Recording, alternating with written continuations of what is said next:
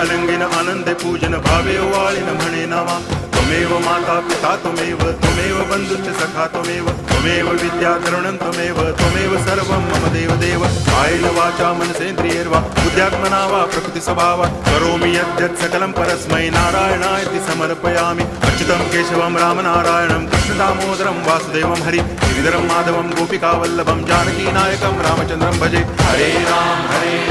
Ram Ram